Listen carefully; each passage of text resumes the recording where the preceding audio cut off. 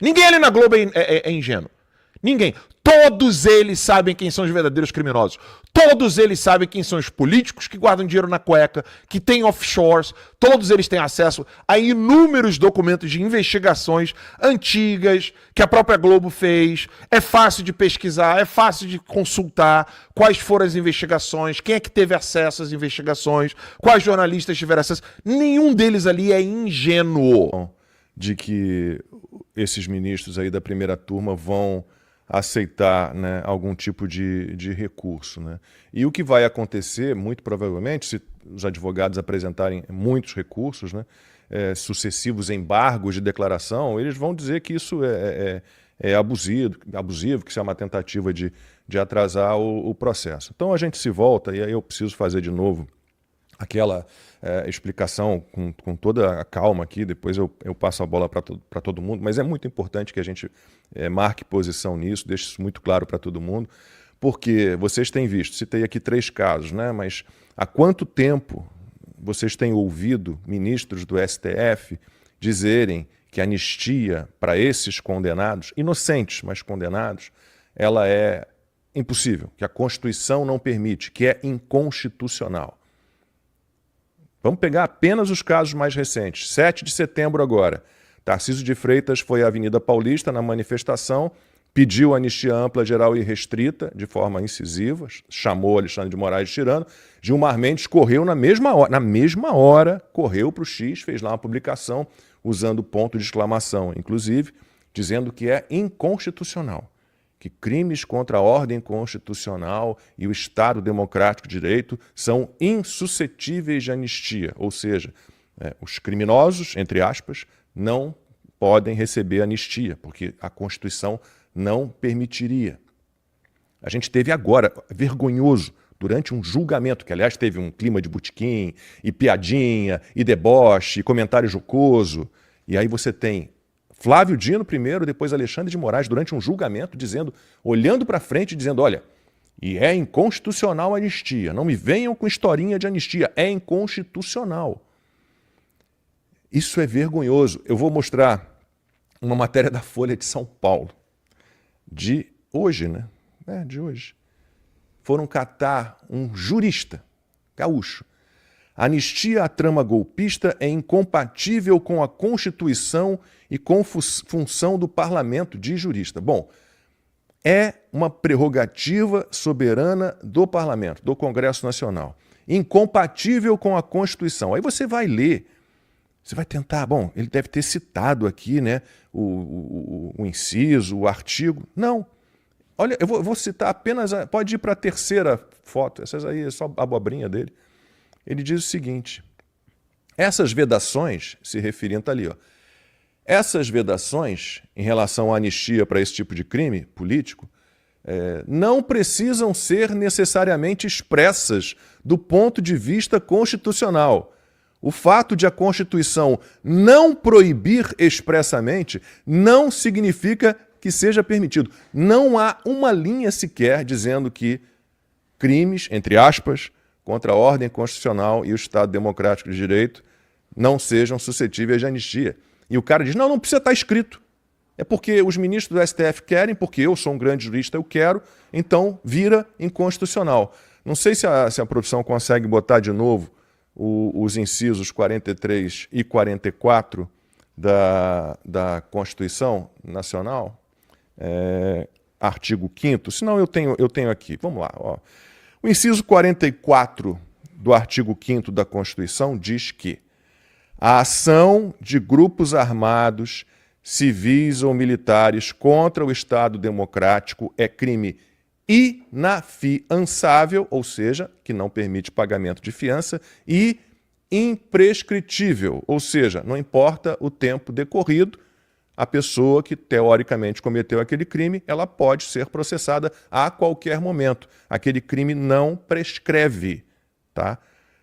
O inciso 43, aí sim ele elenca os crimes que não podem receber anistia. Tortura, tráfico ilícito de entorpecentes e drogas afins, terrorismo e crimes hediondos. Ora, meu Deus, se os crimes contra a ordem constitucional e o Estado Democrático de Direito também fossem não anistiáveis, para que 2 incisos? Eles estariam no inciso 43, junto com tortura, tráfico ilícito de entorpecentes e drogas e afins, terrorismo e crimes hediondos. Não faz o menor sentido. Ora, meu Deus, o que foram todas as anistias já concedidas no Brasil e praticamente no mundo inteiro até hoje, se não anistias para crimes políticos? E aí você ouve, passando a bola para vocês, esses ministros do STF encaminhando um ato final desse teatro macabro para a declaração de um projeto de anistia que a gente espere que passe e que seja amplo, geral e restrito, com esse mote. É inconstitucional. Não é. Não há, como disse o próprio jurista, não há uma linha na Constituição que diga que esse tipo de crime, entre aspas, seja não suscetível de anistia. Então, a guerra vai ser grande. Digamos que o projeto de lei de anistia passe e o STF o declara inconstitucional. Aí sim, aí, meu amigo, aquele papinho de 4 linhas, aí a coisa complica. 4 linhas, 5 linhas, 6 linhas. Não tem mais lei no Brasil. Essa é a verdade. O que o Alexandre Zimenberg pode explicar para a gente aqui né, como que realmente eles estão interpretando essa loucura do ponto de vista jurídico. Boa sorte, você vai ter que precisar de ser psiquiatra ao mesmo tempo. Mas o que o Moraes está fazendo, junto com Flávio Dino, Zanin e outros membros da Suprema Corte, como a Carmen Lúcia, é algo tão abjeto que até decidir quem é que vai ser deputado e não vai ser mais deputado, o Alexandre de Moraes está decidindo. O triste é o que eu comentei ontem no Boletim da Noite. Todo dia, desde quando eu apliquei o meu asilo nos Estados Unidos, porque realmente a coisa piorou de uma maneira incontornável quase, todo dia eu escuto um novo agora o Brasil virou uma ditadura. Agora o Brasil virou uma ditadura. Então eu tô desde 2020 ouvindo 2021, agora o Brasil virou uma ditadura. Aí chega 2022, agora o Brasil virou uma ditadura. Aí chega 2023, agora não tem jeito, o Brasil virou uma ditadura. Aí chega 2024, agora virou uma ditadura. Aí 2025, eu olho pro relógio, vejo a data, vejo o calendário e as pessoas estão descobrindo agora que o Brasil virou uma ditadura. Por quê? Por causa dessa imprensa imunda. Esses ministros, ou pseudo-ministros, eles só se sustentam com essa imprensa vagabunda. Discursos como... Isso aqui vale muito a pena mostrar, tá? A comentarista, porque ela não é contratada da Globo, eu vou colocar só o áudio dela aqui, coisa de 30 segundos de áudio. A comentarista da Globo ficou meio... um pouco desconfortável de ver que os ministros estavam felizes e rindo, de certo modo, da sentença de Jair Bolsonaro. A comentarista da Globo, olha isso. Mas eu não gostei, eu sei que você vai falar, eu não gostei do tom da definição das penas. Então, olha só, essa é a Natuza, que ela já está meio que induzindo a comentarista. Eu já sei o que você vai falar, você não gostou do tom da definição das penas. Olha isso. A imprensa brasileira acha normal você dar a definição de uma pena, de um julgamento falso, você dá isso com alegria. E aí, a comentarista que não é da Globo, está lá participando, né? Ela fala o seguinte. Não, eu também, Natuza, eu ouvi até dentro do plenário um incômodo. Até dentro... Escutem bem. Até dentro do plenário havia incômodo com a sandice desses criminosos de decretar Bolsonaro como criminoso. Ou seja, o criminoso dizendo que a vítima inocente é criminosa. Isso dentro do plenário. Você imagina uma pessoa incomodada de alguma parte da liturgia de um satanista dentro de um templo satânico. Esse é o nível. Olha isso aqui. Estar com a questão até que a gente pode entender que os ministros estão no final de um processo, tem um alívio naquilo. Cara, desculpa pausar, mas assim, a gente pode até entender que tá no final de um processo e tem um alívio. Se fosse um julgamento justo, é o trabalho deles. Essa gente é paga pra isso. É como eu falei lá atrás, quando eu tinha o Terça Livre, e a gente tinha uma lagosta exatamente por causa disso. O seu José, a Dona Maria, lá do interior, quando eles estão comprando um pãozinho de sal, parte do imposto deles vai para a lagosta do STF. O suor do trabalho do seu José e da Dona Maria no interior é quem paga os vinhos caríssimos, os espumantes caríssimos, as lagostas desses canalhas, vagabundos, que reclamam quando a gente xinga o que eles fazem e o que eles são. Ah, dá para compreender. É como se você estivesse falando com alguém que está com um trabalho, sabe, o dia inteiro trabalhando numa escultura, ou alguém que está o dia inteiro escrevendo um artigo, um texto e está exausto. Ela está falando eles estão exaustos, então o tom jocoso é meio que compreensível. Peraí, ficou mudo aqui do nada. Peraí, deixa eu voltar aqui rapidinho. É coisa de 30 segundos. Mas eu não gostei, eu sei que você vai... Eu vou avançar aqui. Aí aqui ela fala. Que a gente pode entender que os ministros estão no final de um processo, tem um alívio naquilo, mas ficou quase um tom jocoso e no momento que está condenando e decidindo quanto tempo de prisão as pessoas vão ter. E 1 ano de prisão na vida de uma pessoa é muita coisa. Uma coisa Então, assim, não é só 1 ano de prisão. É 1 ano de prisão injusta. Porque, convenhamos, eu não tenho de ter compaixão de um criminoso que é condenado a pagar pelos seus crimes. Eu não tenho que ter compaixão disso. Eu tenho que ter compaixão do fato dele não se converter, dele não mudar a conduta, dele estar ali com aquele sentimento de que ele quer continuar fazendo os seus crimes. Agora, eles estão analisando uma pessoa que eles sabem que é inocente. Ninguém ali na Globo é ingênuo. Ninguém. Todos eles sabem quem são os verdadeiros criminosos. Todos eles sabem quem são os políticos que guardam dinheiro na cueca, que têm offshores. Todos eles têm acesso a inúmeros documentos de investigações antigas que a própria Globo fez. É fácil de pesquisar, é fácil de consultar quais foram as investigações, quem é que teve acesso às investigações, quais jornalistas tiveram acesso. Nenhum deles ali é ingênuo. Nenhum deles. Nenhum. Nenhum. São todos canalhas. Agora, eles sabem que não tem nada para condenar Bolsonaro. Absolutamente nada. E analisam o cansaço dos ministros que estão decretando a pena de um inocente. E não só decretando a pena de um inocente com nem sarcasmo, com aquele requinte de crueldade que ultrapassa a maldade humana. Ultrapassa. Há algo importante que as pessoas precisam saber, que Aristóteles dizia que quando o ser humano, sabe quando você estoura o limite de não usar a razão? Quando o ser humano, ele estoura esse limite, ele não fica animal. Não sei se você em casa sabe disso. O ser humano, que é um animal racional, quando ele aniquila a razão, ele não fica animal. Aristóteles dizia isso. Ele fica, andar de baixo, bestial. Então, você tem o ser humano, o uso da razão faz com que o homem seja virtuoso.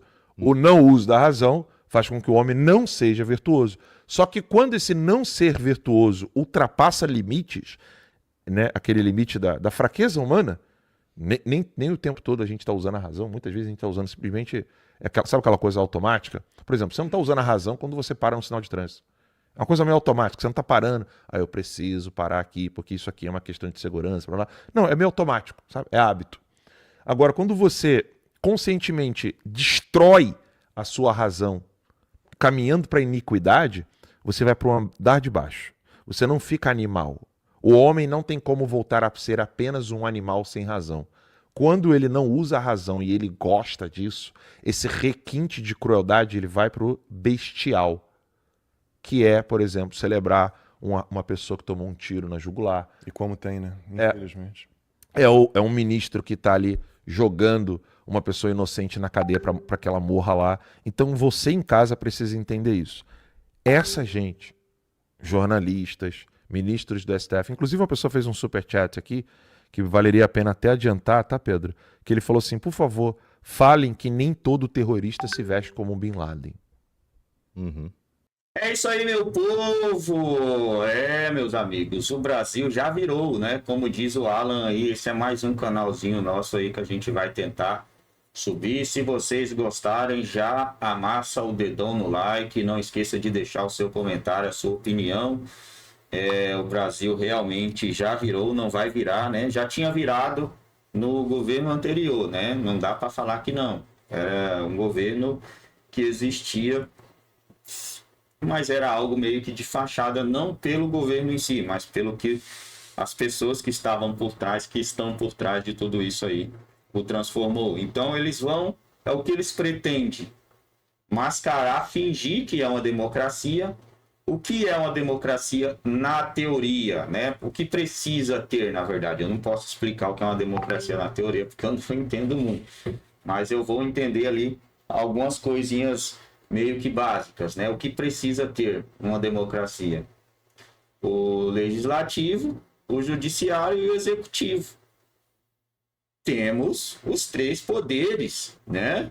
Temos a Câmara dos Deputados, temos o Senado, o legislativo e o executivo funcionando normalmente, né? Funciona. Você vai chegar lá, vai apertar o botãozinho, vai votar em quem você quer, vai escolher seu deputado, seu senador, só que na hora que esse senador, que esse deputado for colocar ali alguma coisa que fere, não a lei brasileira, mas que fere alguém que tem um ego muito grande, esse alguém vai falar, opa, calma Moreno, relaxa, né? Vocês estão aí ganhando o seu Faz Me Rir de boa, né? Não precisa disso, né, Moreno? Calma. É mais ou menos assim, para dizer que tem. E esse disfarce engana não, né? Esse disfarce aí faz alguns países não dar muita moral. Mas pelo menos tem, aí não tem sanção, não tem isso, não tem aquilo. Mas com os Estados Unidos agora não tem essa. Eles sabem o que está acontecendo e não vai deixar barato. O Brasil vai entrar aí na mira ou no grupo seleto dos países conhecidos como sendo uma ditadura, né? Vai entrar nos próximos meses aí, pode ter certeza disso.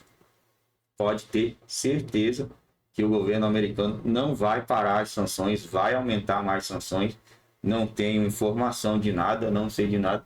É baseado, né, nos fatos e no que ele já sancionou ali a taxa de 50%.